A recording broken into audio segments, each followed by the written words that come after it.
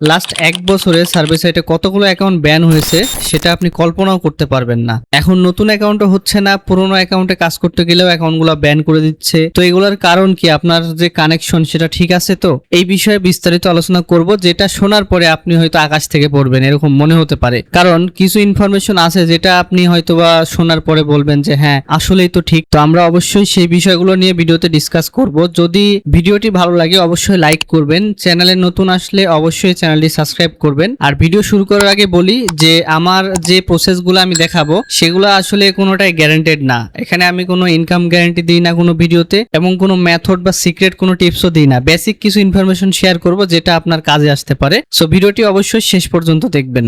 Video শুরুতেই যেটা বললাম যে লাস্ট এক বছরে কিন্তু প্রচুর পরিমাণে সার্ভে অ্যাকাউন্ট ব্যান করতেছে। এখন আবার এমন অবস্থা হয়েছে যে নতুন অ্যাকাউন্টই নাই কারো কাছে, যে কাজ করবে সেই পরিস্থিতিও নাই। কারণ যে ওল্ড অ্যাকাউন্টগুলো ছিল সেগুলোও কিন্তু ব্যান খাচ্ছে ডেইলি। দেখুন আমার কাছে কিন্তু প্রতিদিন অনেক মানুষ আসে, বিভিন্ন বিষয়ে জিজ্ঞেস করে, সাজেশন চাই। তো সবকিছু শোনার পরে আমার যে এক্সপিরিয়েন্সটা আমি হয়েছি, দেখেন কানেকশনের জন্য যারা রোটেটিং বা ডেইলি আইপি ইউজ করেন তাদের প্রথমে দুইটা কথা আমি বলি। আপনি চিন্তা করেন যে আপনার অ্যাড্রেস হচ্ছে 250/7, সাপোজ ঢাকা, মিরপুর বা গুলশান, এটা হচ্ছে আপনার একটা অ্যাড্রেস, এবং সেই অ্যাড্রেসে আপনার ওয়াইফাই লাইন থেকে একটা কানেকশন নেওয়া আছে। আপনি রাতের বেলা দেখাইলেন রাজশাহীতে আছেন, আবার সকাল ভোরবেলা দেখাইলেন যে আপনি হচ্ছে মিরগঞ্জ আছেন। তো আপনার হচ্ছে ডেইলি আইপি গুলোতে কি হয় যে এই জিনিসটাই হয়, যখন আপনি কাজ করতে চান বিভিন্ন লোকেশন কিন্তু এইভাবে ডিভাইড হয়ে যায়। তখন কি হয় যে আপনার যে কানেকশনটা এটা হয় আনরিলায়েবল কানেকশন হলে কি সমস্যা হয়? আপনি যদি জাস্ট চ্যাটজিপিটি কে এক কথায় জিজ্ঞেস করেন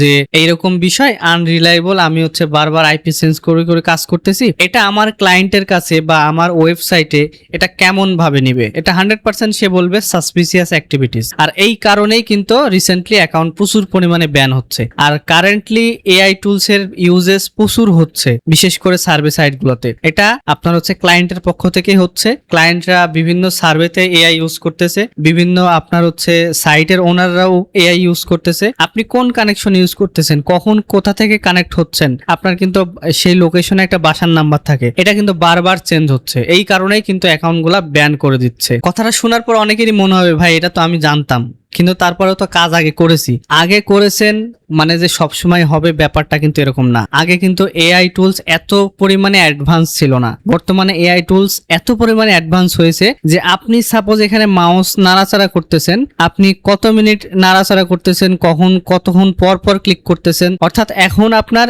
এই ফিঙ্গারপ্রিন্ট পর্যন্ত ধরে যে আপনি কখন কোথায় টাচ করতেছেন। তাহলে বুঝেন এআই টুলস আপনার এই সামান্য বিষয় যে আপনি বারবার আইপি চেঞ্জ করতেছেন এটা কি ধরতে পারবে না? আর অনেকে এআইপি গুলাই বারবার খুঁজেন। যেমন আমার হোয়াটসঅ্যাপ নাম্বারে অনেকে মেসেজ দেয়, আমি জাস্ট এখানে 9 প্রক্সি লিখে সার্চ করি, হ্যাঁ সার্চ করার পর দেখাই আপনাদের যে এই আইপি নিয়ে কত ইস্যু নিয়ে ডেইলি আমার কাছে আসতেছে। এবং যখন যাদের অ্যাকাউন্ট ব্যান হয় আমি খালি জিজ্ঞেস করি শুধু যে আপনার অ্যাকাউন্টে আগে আপনি কি ইউজ করতেন, তো সবাই এক কথায় বলে যে ডেইলি আইপি বা 9 প্রক্সি এগুলো ইউজ করে। তো এগুলো ইউজ করার কারণেই কিন্তু আপনার অ্যাকাউন্টটা ব্যান হচ্ছে। অনেক এক্সপার্ট বা পণ্ডিত আছে তারা আবার বলবে যে ভাই আমি তো ওই যে প্যানেলটা আছে ওখানে আমি সুইচ করি। কিভাবে সুইচ করি?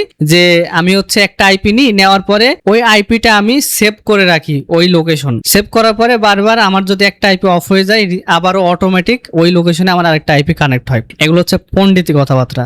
কারণ আপনি যখন আইপি আরেকটাতে সুইচ হবে মানে আপনার বাসার নাম্বার চেঞ্জ হয়ে যাবে, আপনার স্ট্রিট অ্যাড্রেস চেঞ্জ হয়ে যাবে, আপনার আইপি অ্যাড্রেসটাও চেঞ্জ হবে। শুধু জিপ কোড ম্যাচ থাকলে কিন্তু কাজ হয় না। এখন এআই টুলস তার থেকেও অ্যাডভান্স হয়ে গেছে। সো যারা অলরেডি মনে করেন যে অ্যাকাউন্ট হারিয়ে ফেলেছেন তাদেরকে তো আমি সমবেদনা দিতে পারি না। তবে যারা অ্যাকাউন্টে কাজ করতেছেন, অ্যাকাউন্ট এখনো টিকে আছে, তারা অবশ্যই চেষ্টা করেন যে এই জিনিসগুলোকে পরিহার করা। সাইটের রুলস মেনে কাজ করুন, অবশ্যই ভালো কাজ করতে পারবেন। আপনাকে ইউজ করতে হবে অবশ্যই স্টেবল কানেকশনের জন্য স্ট্যাটিক আইপি, যেটা হচ্ছে আপনার একটা আইপি থাকবে, লং টার্ম আপনি ইউজ করবেন, 1 বছর 2 বছর 3 বছর যতদিন আপনি কাজ করবেন সেম আইপি থাকবে। যেমন রিসেন্টলি আমার চ্যানেলে আমি অনেকগুলা ভিডিও দিয়েছি, আমার 2টা চ্যানেলেই।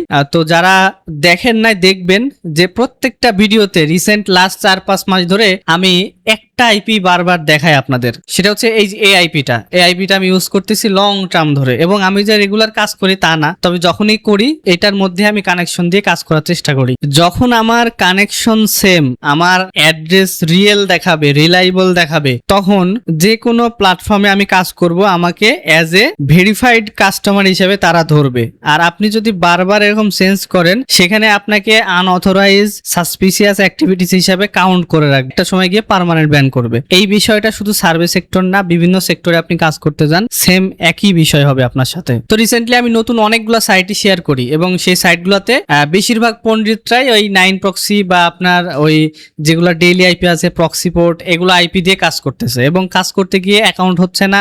সে আমাকে কমেন্ট বক্সে বলতেছে ভাই আমি তো কাজ করছি অ্যাকাউন্ট হয় না। আমি জিজ্ঞেস করছি কোন আইপি দিয়ে করতেছেন, বলে এই বিষয়। তো এরকম কাস্টমার অনেক আছে, ডেইলি আমার কাছে বিভিন্ন জিনিস নিয়ে কমপ্লেন করে বা বলে। আমি সবাইকে একটা জিনিসই সাজেস্ট করি, সাইটের রুলস মেনে চলেন। আপনারা যদি একটা স্ট্যাটিক আইপি ইউজ করেন যেটা লং টার্ম আপনার সেম থাকবে, সেটা আপনার জন্য বেটার, সেটা রিলায়েবল হবে এবং অথেন্টিক হবে। একটা আইপি আপনার 30 দিন চলবে এবং 400 থেকে 500 টাকার মধ্যে এই আইপি গুলো পেয়ে যাবেন। এটা চাইলে আপনি নিজে কিনতে পারেন, আমার থেকে এসে নিতে পারেন, যে কোনো প্রসেসে কিন্তু কিনতে পারেন। আমি অলরেডি এই বিষয়ে কিন্তু ভিডিও দিয়েছি। এই যে এখানে দেখেন আমার চ্যানেলে আসলে 1 মাস আগে একটা ভিডিও আছে স্ট্যাটিক আইএসপি আইপি আর এইচটিটিপি এন্ড সক্স 5। হ্যাঁ, এইটার উপরে কিন্তু ফুল আমার একটা টিউটোরিয়াল দেওয়া আছে অলরেডি। আর যেগুলো দেখলে আপনি বুঝতে পারবেন যে স্ট্যাটিক আইপি কিভাবে নেবেন, কোথা থেকে নেবেন। আমার থেকে নেওয়ার কোনো প্রয়োজন নাই। তবে কারো যদি প্রয়োজন হয় যে না আমি নিজে পারচেজ করতে পারছি না, আমাকে মেসেজ করতে পারেন। ফেসবুক পেজের লিংক ভিডিও ডেসক্রিপশনে দেওয়া থাকে, সেখান থেকে ডাইরেক্ট হোয়াটসঅ্যাপেও কন্ট্যাক্ট করতে পারবেন। তো এই ছিল আজকের ভিডিওটা। যদি ভালো লাগে অবশ্যই